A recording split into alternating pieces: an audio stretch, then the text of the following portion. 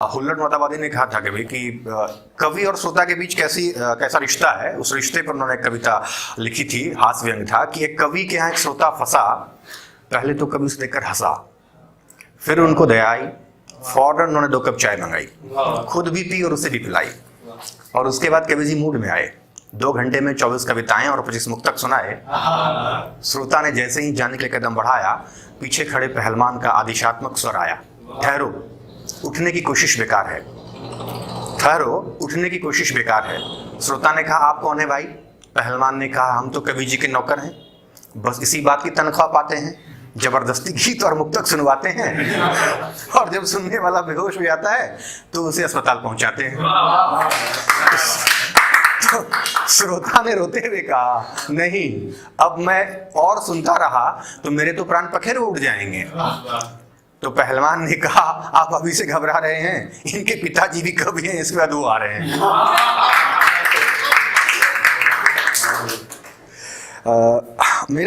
मेरी 4 पंक्तियां हैं।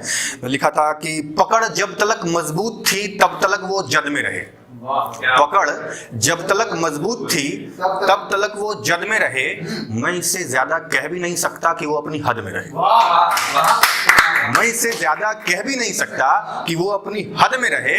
और वो आजाद परिंदा है, अपनी उड़ान जानता है, वो आजाद परिंदा है, अपनी उड़ान जानता है, कैसे कह दूं मैं कि वो अपनी सरहद में रहे,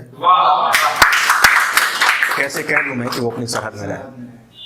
और एक है कि लफ्जों की दुकानदारी ही चल निकले तो कितना अच्छा है। लफ्ज जो है हमारे, अल्फाज जो है हमारे, उनकी अगर दुकानदारी ही चल निकले तो कितना अच्छा है। लफ्जों की दुकानदारी ही चल निकले तो कितना अच्छा है, हर रिश्तों में वफादारी ही चल निकले तो कितना अच्छा है, हर रिश्तों में वफादारी ही चल निकले तो कितना अच्छा है। और सोचूं मैं हर बात पर ये, सोचूं मैं हर बात पर ये कि हर सोच में खुददारी ही चल निकले तो कितना अच्छा है, सोचूं मैं हर बात पर ये कि हर सोच में खुददारी ही चल निकले तो कितना अच्छा है। और अरसा हुआ मैंने उसके फन को नहीं देखा, अरसा हुआ मैंने उसके फन को नहीं देखा, अब उसकी फनकारी ही चल निकले तो कितना अच्छा है, अब उसकी फनकारी ही चल निकले तो कितना अच्छा है। और एक है कि एक मुद्दत से खामोश बैठी है वो, एक मुद्दत से खामोश बैठी है वो, अब हर याद में उसकी किलकारी ही चल निकले तो कितना अच्छा है, अब हर याद में उसकी किलकारी ही चल निकले तो कितना अच्छा है।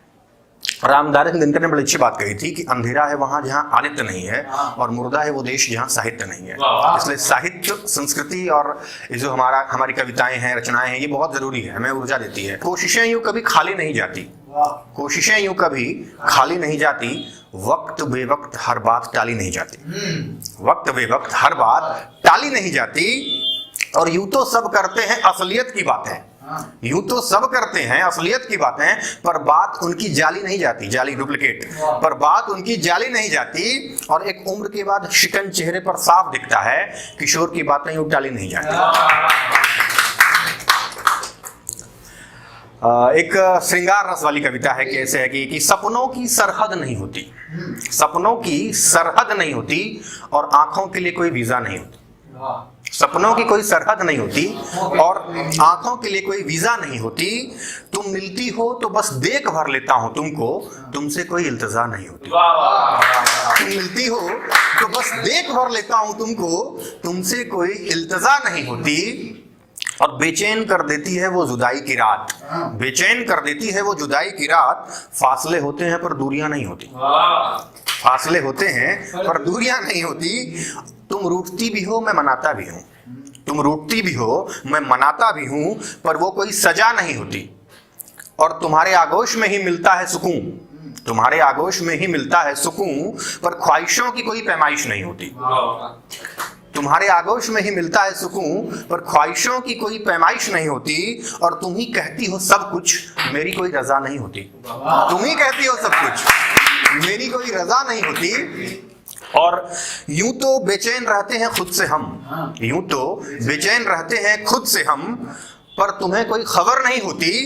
तुम ही कहती हो मोहब्बत रोज नहीं होता, प्यार कोई सजा नहीं होती, तुम ही कहती हो मोहब्बत रोज नहीं होता, प्यार कोई सजा नहीं होती। बहुत बहुत धन्यवाद, थैंक यू।